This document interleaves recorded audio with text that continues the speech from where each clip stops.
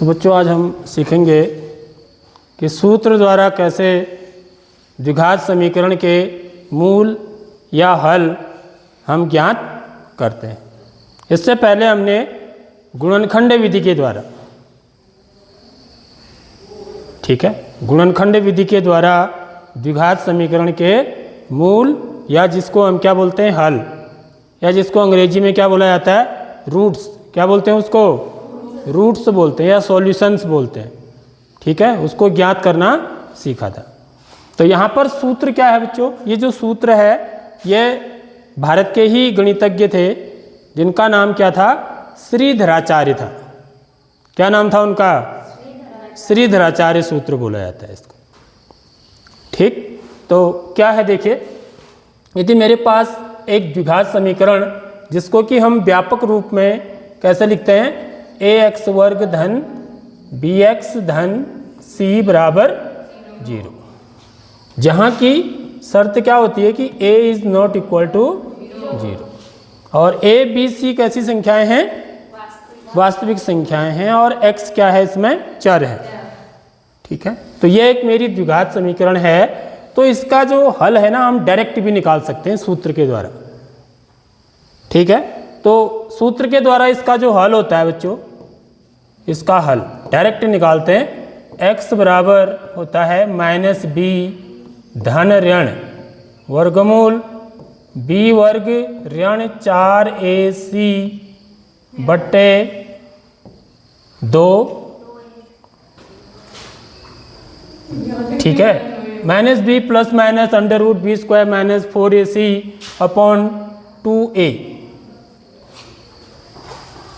ठीक है। तो यह सूत्र होता है इसका।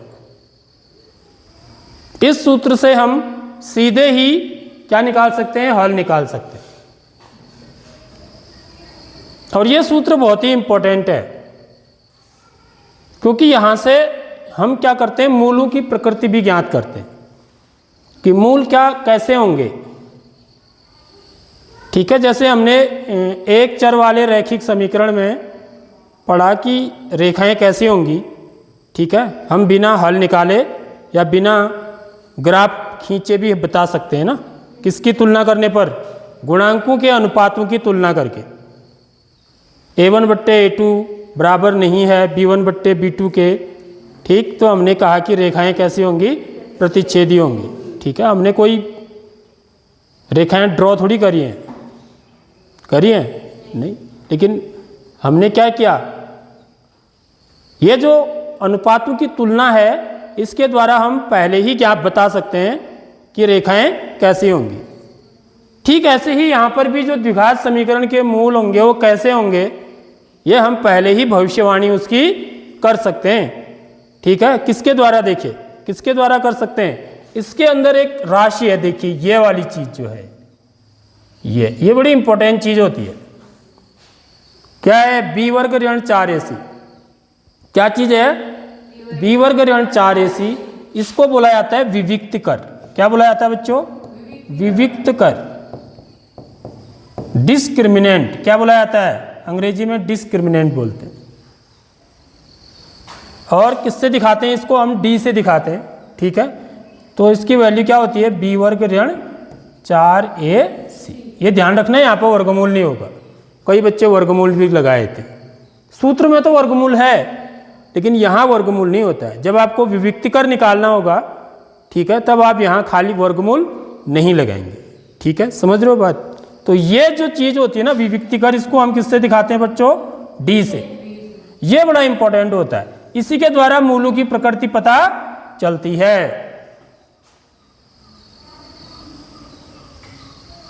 समझ रहे हो, इससे हम ये बता सकते हैं कि हमारे जो द्विघात समीकरण है उसके मूल कैसे होंगे, ठीक। कैसे बताते हैं, देखिए विविक्तिकर कैसे बताता है हमको, यहां पर मूलों की प्रकृति। अब आती है मूलों की प्रकृति,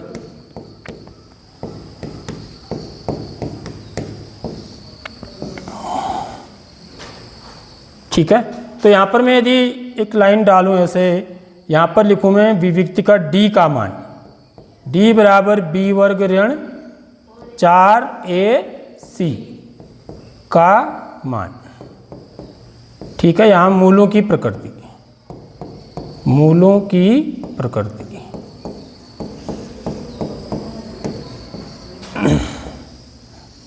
देखो यदि d का मान क्या है बच्चों, d का मान 0 से बड़ा है। यदि मेरा d का मान 0 से बड़ा आता है, 0 से बड़ा क्या हुआ, देखिए मैं नंबर लाइन ड्रॉ करता हूँ, नंबर लाइन, तो यहाँ पर 0 होता है मेरा, तो यहाँ पर आगे को यदि मैं इसमें पूर्णांकों को दिखाऊंगा ना, 1 2 3, ठीक है, यहाँ ऋण 1 ऋण 2। अब वास्तविक संख्याओं की जब बात होगी तो 0 और 1 के बीच में अनंत वास्तविक संख्याएं होंगी। समझ रहे हो बात? तो ये आपको समझाने के लिए बोल रहा हूँ मैं। 0 से बड़े का क्या मतलब होता है, 0 से बड़ा का मतलब होता है इधर को, समझ रहे हो बात? इधर को जो भी संख्याएं हैं 0 से किस और राइट साइड में, वो सब क्या है, 0 से बड़ी है। जो लेफ्ट में क्या होंगी, 0 से छोटी। तो इधर को जो है ना, ये है d ग्रेटर देन 0 का मतलब यह हुआ। d इज ग्रेटर देन 0 का मतलब यह है, d 0 से बड़ा है का मतलब यह है कि d का मान कैसा है, धनात्मक है। समझ रहे हो बात? इसका मतलब क्या हुआ कि d कैसा है, d कैसा है बच्चों, धनात्मक, धनात्मक, धनात्मक है, यह मतलब हुआ इसका। समझ लो ये चीज, d ग्रेटर देन 0 बोलो या d कैसा है, धनात्मक है बोलो, एक ही बात है। ठीक है, यदि d का मान 0 से बड़ा होता है अर्थात धनात्मक होता है, तो इस स्थिति में जो मूल होते हैं वो कैसे होते हैं, वास्तविक होते हैं। क्या होते हैं बच्चों, सॉरी, वास्तविक, वास्तविक और असमान। क्या मतलब हुआ इसका, देखिए जो द्विघात समीकरण होते हैं इसके दो मूल होते हैं, पता है ना आपको, क्यों? जो द्विघात बहुपद होता है उसके शून्यक जो होते हैं क्या होते हैं, 2 होते हैं ना, उसी को हम बराबर 0 करके लिख देते हैं, तो उसी को हम मूल कहते हैं या हल कहते हैं। ठीक है, तो द्विघात बहुपद के जो हल होते हैं या जो मूल होते हैं वो कितने होते हैं, 2 होते हैं। कितने मूल होते हैं, 2 मूल होते हैं। तो यदि d का मान 0 आएगा तो जो मूल होंगे यानी कि जो x का मान आएगा आपका वो कैसा आएगा, एक तो वास्तविक मान होगा उसका, कोई भी जो भी संख्या मिलेगी वो वास्तविक संख्या होगी। वास्तविक का मतलब या तो वो परिमेय होगी या फिर अपरिमेय होगी। ठीक है, दूसरी बात क्या है कि वो असमान होंगे। असमान का मतलब अलग अलग होंगे। समझ में आ रही बात? जैसे हमने वहाँ अल्फा और बीटा की वैल्यू निकाली ना, शून्यक, ठीक है, तो अल्फा का जैसे माना, अल्फा का मान मेरा 1 आया तो बीटा का मान मेरा माना क्या आता है, ऋण 2 आएगा। ये अलग अलग आए ना, समझ में आ रही बात? उसी को जब हम द्विघात समीकरण बनाते हैं बराबर 0 करके, उसी को मूल कहते हैं। तो ये मतलब हुआ इसका। देखो ये वास्तविक भी है, 1 कैसी संख्या है, वास्तविक संख्या है, ऋण 2 भी कैसी संख्या है, वास्तविक संख्या है। साथ ही साथ कैसे हैं, अलग अलग भी हैं, असमान है, अनइक्वल। क्या बोलते हैं इसको, अनइक्वल, एनइक्वल नहीं। ठीक है, तो पहली शर्त यह होती है बच्चों, 3 चीजें होती हैं यहाँ पर, 3 शर्तें होती हैं। d का मान क्या हो सकता है, 0 से बड़ा हो सकता है। ठीक है, d का मान पॉजिटिव, पॉजिटिव होने को ही 0 से बड़ा बोलते हैं। ठीक है, दूसरा क्या हो सकता है कि d का मान क्या आ सकता है बच्चों, 0 भी आ सकता है, d बराबर 0 भी हो सकता है नहीं? तो यहाँ के लिए एक शर्त और बनेगी। सेकंड शर्त होती है जब d की वैल्यू क्या है, d बराबर 0 है।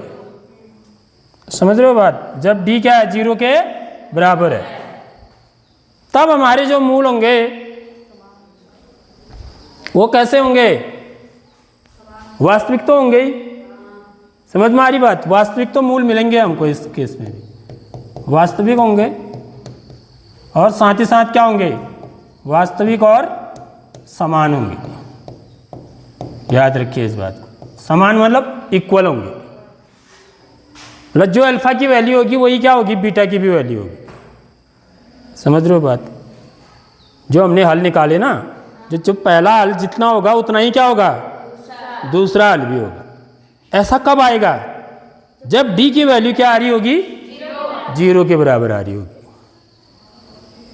ठीक, अभी हम इस पर प्रैक्टिकली क्वेश्चन करेंगे, तब आपको और अच्छे ढंग से समझ में आ जाएगी बात। तीसरी क्या है कंडीशन, देखिए तीसरी कंडीशन है, third condition is D is less than 0। D is less than 0 यानी कि विविक्तिकर जो है उसका b वर्ग ऋण 4ac, डी क्या है? b वर्ग ऋण 4ac है। इसकी जो वैल्यू है वो क्या आ रही है बच्चों? 0 से कम आ रही है। 0 से कम का मतलब ये इधर को, d इज लेस देन 0 का मतलब ऋणात्मक। याद रख लो इस बात को। d 0 से छोटा है का मतलब d की वैल्यू इधर को आ रही है कहीं, या तो ऋण 1 आ रही है, ऋण 2 आ रही है, ऋण 1/2 आ रही है, ऋण वर्गमूल 3/4 आ रही है। समझ में आ रही नहीं आ रही बात? तो ये सब वास्तविक संख्याएं हैं। जब d का मान ऐसा आता है कि जो क्या है 0 से छोटा है यानी कि ऋणात्मक है, इसको क्या बोलेंगे हम? ऋणात्मक बोलेंगे दूसरी भाषा में। तो इस स्थिति में कोई भी वास्तविक मूल प्राप्त नहीं होते। याद रखिए इस बात को, ठीक है? वास्तविक मूल नहीं मिलेंगे आपको, यानी कि आप मूल नहीं निकाल सकते हैं। हम कौन से मूल निकाल सकते हैं? वास्तविक ही तो निकाल सकते हैं। आपने वास्तविक संख्याएं तो पढ़ी हैं, उसके अलावा और कोई संख्याएं पढ़ी हैं? नहीं पढ़ी है।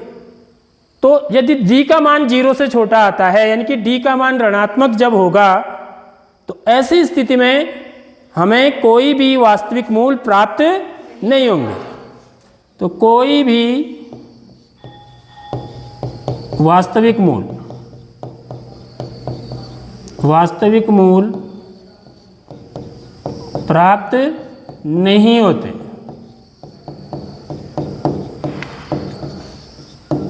ठीक है बच्चों, आगे बात समझ में है? तो ये चीजें हैं, इतनी बात है, इतनी कहानी है। इतनी कहानी जब तुमको समझ में आ जाएगी ना, तो बस ये चैप्टर आपका पूरा हो जाता है।